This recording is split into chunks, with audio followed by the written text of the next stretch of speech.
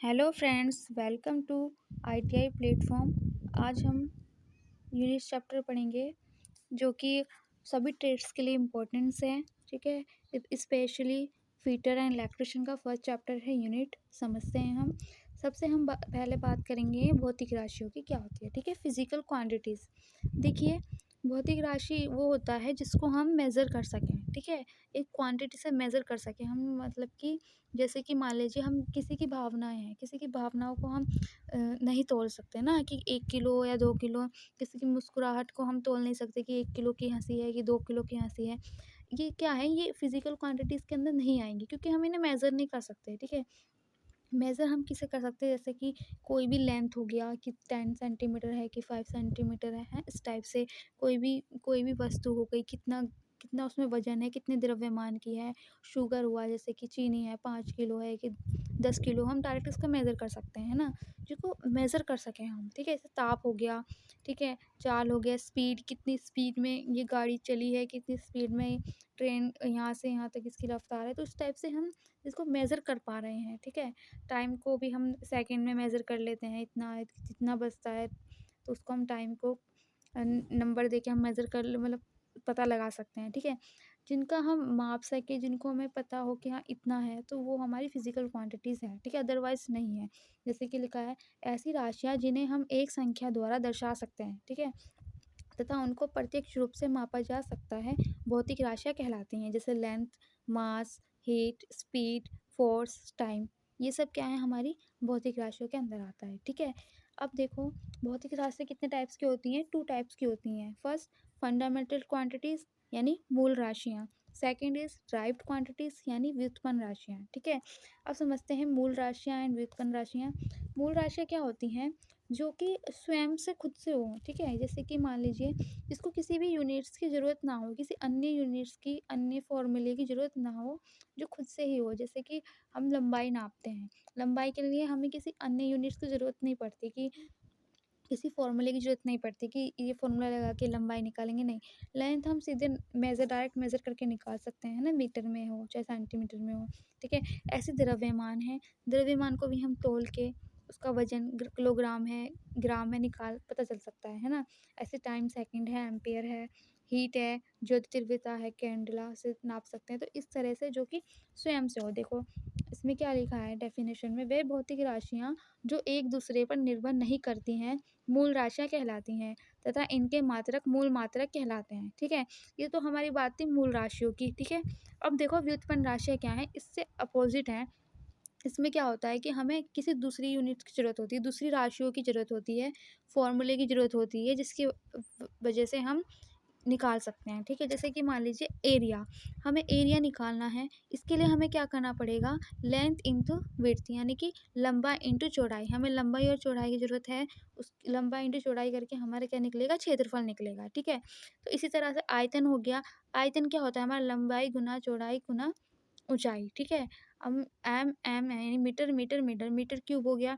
तो इस तरह की राशियाँ जिनको फ़ॉर्मूले से हमें किसी अन्य राशि की सहायता से हमें यूज़ करके निकालना पड़े, वो हमारी है व्युत्पन्न राशियाँ। ठीक है, ऐसे चाल है, चाल भी हमारा फ़ॉर्मूले से निकलता है, दूरी बटे समय, है ना? मीटर प्रति सेकंड। ठीक है, तो इसमें क्या है डेफिनेशन, वे राशियाँ जो मूल राशियों के पदों में व्यक्त की जाती हैं, व्युत्पन्न राशियाँ कहलाती हैं। इनकी उत्पत्ति मूल राशियों से होती हैं, जैसे क्षेत्रफल, आयतन, दाब, चाल, घनत्व आदि। ठीक है, समझ आ गया अंतर मूल राशियों का और व्युत्पन्न राशियों का, बहुत ही ईज़ी है। ठीक है, अब देखिए, अब हम समझते हैं न मात्रा की, यानी कि यूनिट्स। ठीक है, यूनिट्स क्या होती है, देखो समझो, जब भी हम किसी भी वस्तु को या किसी चीज़ को मेज़र करते हैं, तो उसको मेज़र करने के लिए हमें यूनिट्स की भी ज़रूरत होती है। मान लीजिए हम शुगर लाए, ठीक है, शुगर हम 5 लाए, 5 क्या लाए, 5 केजी लाए कि 5 ग्राम लाए, 5 केजी या 5 ग्राम, है ना? इस टाइप से, मतलब कि अलग-अलग जिनके हमें स्टैंडर्ड की ज़रूरत पड़े। जैसे इसमें क्या लिखा है, किसी भौतिक राशि के एक नियत परिमाण को मानक यानी कि स्टैंडर्ड मानक मान लिया जाता है, तथा इस पर परिणाम का संख्यात्मक मान 1 माना जाता है। इस मानक के नाम से को उस राशि का मात्रक कहते हैं। ठीक है, जब भी कोई राशि होगी, अगर 5 है तो 5 केजी है या ग्राम है। ठीक है, सेंटीमीटर है अब कोई भी लेंथ को नापने के लिए हम केजी में तो नहीं नापेंगे, सेंटीमीटर में नापेंगे। तो ये जो सेंटीमीटर है, केजी है, मीटर है, ये यूनिट्स है, ये दर्शाता है, ठीक है? ये फिक्स होता है, ठीक है? जैसे लेंथ को हम मीटर में या सेंटीमीटर में या फुट में ही नाप सकते हैं। अगर हम किसी का वज़न नापेंगे तो किलोग्राम में, ग्राम में, पाउंड में, इसमें नाप सकते हैं। तो इस तरीके से जो हमें स्टैंडर्ड वैल्यू दे रखी हैं, वो हमारे क्या है, यूनिट्स, ठीक है? अब समझते हैं आगे हम सिस्टम ऑफ यूनिट्स, ठीक है? सिस्टम ऑफ यूनिट्स में क्या है, 3 तरीके के हैं, सीजीएस, एमकेएस, एफपीएस, ठीक है? देखो, पहला है हमारा सीजीएस, इसमें क्या है, जो हमारी लेंथ है, लंबाई है, उसको हम सेंटीमीटर में नापेंगे। सी से यानी सेंटीमीटर, जी से यानी कि ग्राम, ग्राम मतलब जब भी हम किसी द्रव्यमान नापेंगे वस्तु का, तो वो ग्राम में होगा, ठीक है? और टाइम को सेकंड में मेज़र करेंगे, ठीक है? पहले क्या था, पुराने जो हमारे साइंटिस्ट थे, उन्होंने जिन्होंने शोध निकाला, उस टाइम पे इतना ज़्यादा ज्ञान नहीं था, इतना ज़्यादा फिज़िक्स नहीं थी, जो बस हमारा लंबाई और ग्राम जो द्रव्यमान और टाइम का ही जितना नॉलेज था, उसके अकॉर्डिंग ये यूनिट्स बनी हैं तीनों, है ना? अब सीजीएस तो ये हो गई, अब एम के ऐसे हमारे मीटर, किलो मीटर को हम लेंथ में नापेंगे, लंबाई में, किलोग्राम है तो किलोग्राम किस चीज़ के लिए यूज़ होगा? वज़न के लिए, ठीक है? द्रव्यमान के लिए केजी का यूज़ करेंगे, टाइम के लिए सेकंड का। ये हो गया हमारा एमकेएस पद्धति। अब एफपीएस है, लेंथ को हम फुट में नापेंगे, 5 फुट है कि 4 फुट है कि 6 फुट है, ठीक है? अब और पाउंड, हम जैसे कोई वज़न है, किसी का द्रव्यमान कितना है, तो भैया 2 पाउंड है ना? 1 पाउंड है, ठीक है? 3 पाउंड है, इस टाइप से। और टाइम को भई हम नापेंगे सेकंड में, ठीक है? ये तो थी हमारी मतलब कि लंबाई की और द्रव्यमान की और हमारे टाइम की बात, ठीक है? अब क्या हुआ कि भई अलग-अलग देशों में अलग-अलग तरीके से यूज़ होने लगा, ठीक है? लेकिन एक ऐसी वैल्यू होनी चाहिए जो कि सभी देशों में लागू हो, ठीक है? ये हाँ, इसका स्टैंडर्ड वैल्यू है, अगर मीटर में है तो सब जगह मीटर में ही अपने अकॉर्डिंग यूज़ करें सब। तो उसके लिए क्या करा, एक यूनिट्स बनाई अलग से, जिसे हम एसआई इंटरनेशनल यूनिट्स के नाम से जानते हैं, है ना?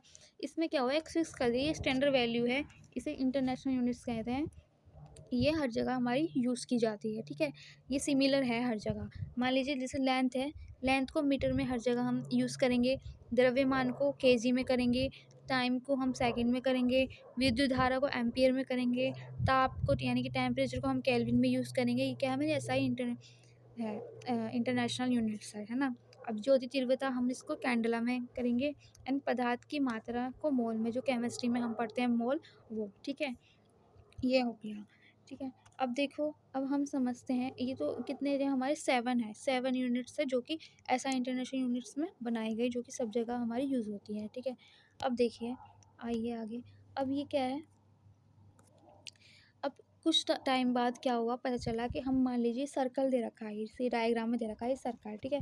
इस सर्कल में, ठीक है, 1 मिनट, ये जो है यहाँ से ए है, ये बी है, यानी ए से बी तक कोई इंसान गया है, ठीक है? कोई लड़का है, ए से बी तक गया। तो यहाँ पे नापने के लिए हमें क्या है, इसकी दूरी नापने के लिए, ये थीटा निकालने के लिए हमें यूनिट्स निकाल तो हम लेंगे, यूनिट्स की हमें ज़रूरत है, तो हम इसमें किस यूनिट्स का यूज़ करेंगे? इसका तो कोई भी यूज़ नहीं हुआ, तो मतलब कोई भी यूनिट्स नहीं बनी है इसकी। तो इसके यूनिट्स के लिए हमने जब मतलब साइंटिस्ट ने निकाला, तो इसमें क्या करा, इसको रेडियन में हम नापेंगे। ये किस लिए हुआ, इसको बोलते हैं हम पूरक मात्रक, यानी कि सप्लीमेंट्री यूनिट्स। सप्लीमेंट्री यूनिट्स का मतलब यही था कि इस तरह की हम कोई भी सर्च नहीं हुआ था। बाद में धीरे-धीरे जब ज्ञान बढ़ा, सबने सर्चिंग की, तो इस तरीके की भी पाया गया कि हमें इसको भी किस तरह से दर्शाना चाहिए। तो इसके लिए 2 टाइप्स का हम सप्लीमेंट्री यूनिट्स है, यानी कि प्लेन एंगल को निकालने का, जिसको हम रेडियन में निकालते हैं, एंड सॉलिड एंगल को निकालने का स्टेरेडियन में निकालेंगे, है ना? तो इसको हम कैसे निकालेंगे, यानी कि ये तो प्लेन में, मतलब जो मैं अभी पढ़ा रही हूँ स्क्रीन, ये स्क्रीन भी आपका प्लेन में है, मतलब कि प्लेन में जो हम निकालते हैं सर्कल का थीटा, तो वो हमारा होगा रेडियन में निकालेंगे। और सॉलिड में, जैसे सॉलिड में निकालते हैं, मानिए कोई बॉल हो गई, उसको उसका भाग, या कोई तरबूज हो गया, उसका कोई एक भाग निकालेंगे, उस भाग को निकाल के उसका एरिया निकालने के लिए जो हम यूज़ करेंगे, एरिया बटे त्रिज्या का वर्ग, है ना? ये वाला थीटा, तो ये हमारा स्टेरेडियम में है, ठीक है? इस टाइप से, ये हमारी बुक्स में नहीं है और एग्ज़ाम में भी शायद ना पूछें, बट ये समझने के लिए हम यूनिट चैप्टर पढ़े, तो हमें सब पता होना चाहिए, ठीक है? तो ये 2 यूनिट्स जो हैं, ये हैं हमारी सप्लीमेंट्री यूनिट्स, ठीक है? ये बहुत बाद में हुआ था, लास्ट में हुआ था इसका। तो ये चीज़ है। ये चीज़ है आपकी। आई होप कि आपको ये समझ आया होगा, आपने समझा होगा। अब देखो कुछ इम्पोर्टेंट यूनिट्स है जो कि हमारे एग्ज़ाम में भी आ सकता है। देखिए जैसे कि क्षेत्रफल है, मैंने बताया जैसे कि इसको हम कैसे निकालेंगे?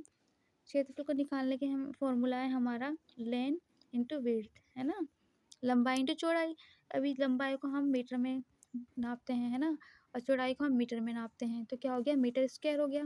हो गया ना मीटर स्क्वायर, ये रहा मीटर स्क्वायर, ठीक है? अब देखो वॉल्यूम है आपका। वॉल्यूम के लिए हम क्या यूज़ करते हैं? Length into width into height, है ना? लंबाई इंटू चौड़ाई इंटू ऊंचाई। यानी कि लंबाई मीटर में यूज़ होता है ना? और चौड़ाई भी मीटर में यूज़ होता है एंड ऊंचाई भी मीटर में यूज़ होता है। तो मीटर मीटर मीटर क्या हो गया? Metre cube, right? Metre cube हो गया। अब ये तो आपका हो गया। अब जैसे कि चाल है, चाल को हम किस में डिनोट करते हैं? चाल बराबर यानी कि स्पीड होता है हमारा दूरी बटे समय, है ना? दूरी को हम यानी कि डिस्टेंस को हम किस में नापेंगे? मीटर में नापेंगे, मीटर। एंड दूरी टाइम को नापेंगे सेकंड में। तो ये रहा आपका मीटर प्रति सेकंड। आया समझ में? इस तरह से होते हैं ये, है ना? अब जैसे आगे और भी दे रखा है, वेलोसिटी है, एक्सीलरेशन है और आपका डेंसिटी है। डेंसिटी आपका क्या होगा? Mass upon volume. शायद पढ़ा हो आपने, मास अपॉन वॉल्यूम होता है हमारा डेंसिटी, ठीक है? यानी कि मीटर, सॉरी, मास को हम केजी किलोग्राम अपॉन वॉल्यूम यहाँ पर मीटर क्यूब, है ना? यही है, यही है। अब ये है, इस तरह से है। तो अब जैसे वेग हो गया, आपका त्वरण हो गया, अभी आपने पढ़ा नहीं है इसके बारे में। आप पढ़ोगे, समझोगे, फॉर्मूला पढ़ोगे तो आप ईज़ी से आप निकाल सकते हो। आपको बस यहाँ पे समझना है कि इस तरह से यूनिट्स निकाली गई हैं, है ना? जब जब आप आगे पढ़ते जाओगे आप अपने आप ही यूनिट्स निकाल सकते हो। कोई भी यूनिट्स निकाल सकते हो, बहुत सारी यूनिट्स हैं, बहुत सारे फॉर्मूले से। प्रेशर हो गया, दाब का आपका निकालना है, ऐसे ही बहुत सारी चीज़ें हैं। वेलोसिटी है, त्वरण है, इनको आप फॉर्मूले के अकॉर्डिंग निकाल सकते हो, है ना, यूनिट्स। आई होप कि आपको समझ आया होगा कि हम यूनिट्स किस तरह से निकालते हैं। अब नेक्स्ट वीडियो मैं बनाऊँगी जिसमें आपको मैं सारी यूनिट्स समझाकर फॉर्मूले के थ्रू समझा दूँगी, है ना। अभी एकदम सारा बताऊँ तो समझ नहीं आता है। अभी आप इतना पढ़ो, समझो और इस यूनिट्स कैसे निकालते हैं, आई होप आपने समझ लिया होगा। थैंक यू वेरी मच अगर आपको समझ आया, एंड वीडियो लास्ट तक देखने के लिए। And thank you and please subscribe our channel अगर आपने सब्सक्राइब नहीं किया है। And thank you very much.